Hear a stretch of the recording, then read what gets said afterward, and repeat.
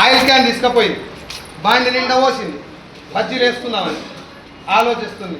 ఏం పాడు వాడేదో మొత్తుకొని పోయింది లోడా, నేను వాడాలి ఇప్పుడు, ఆడు కదా వాడేది, ఆడు కాదు కదా అని చెప్పి అనుమానం ఉండాలి. ఆ మేడంకే కాదు, ఆ మేడం ప్లేస్లో నేనున్నా ఫస్ట్ టైం వాడేటప్పుడు అనుమానం ఉంటుంది. Yes or no? అనుమానంతో వాడిన వాళ్ళకి ప్రొడక్ట్ నచ్చడం కష్టమా ఈజీగా? చాలా కష్టం. కాబట్టి కంపెనీ ఓనర్కు ఉన్న అతిపెద్ద రిస్క్ ఏంటంటే ప్రొడక్ట్ క్వాలిటీ. మొన్న మ్యాగీ తినమన్నారు, నిన్న తినొద్దు సస్తారు అన్నారు, ఇవాళ ఏం కాదు తిని సావురు అంటారు. తింటురా లేదా?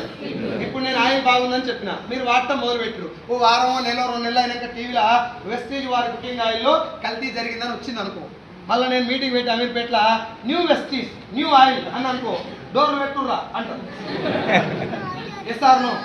ఇక్కడ పర్సన్ చెప్తున్నాడు కాబట్టి రియాక్షన్ వేరే రకంగా ఉంటుంది.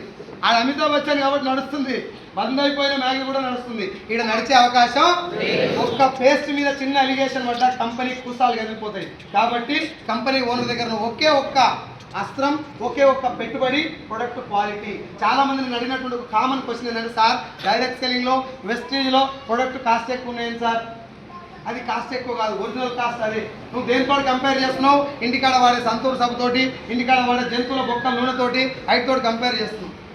సార్ మారుతి 800 5 వాడతారు, బెంజ్ కార్లో కూడా 5 వాడతారు, అది ఇంకా మైలేజ్ ఎక్కిస్తుంది 800. రెండు ఒకటే రేటుకి రావాలంటే రావు. Yes sir no? అది కూడా నేను చెప్పేది కదా సార్, నా ఆయిల్ నాకు 7 సంవత్సరాల ప్రాబ్లం తగ్గించింది. It is my feedback. అది వాస్తవం కాదు నీకు ఎప్పుడు తెలుస్తుంది? మహేష్ బాబు చెప్పినట్టు చెప్తాను, నేను వాడినా నువ్వు కూడా వాడుకో, ఖతర్నాక్ ఉంటుంది. నో, నేను టెస్ట్ చేసినా, నువ్వు కూడా టెస్ట్.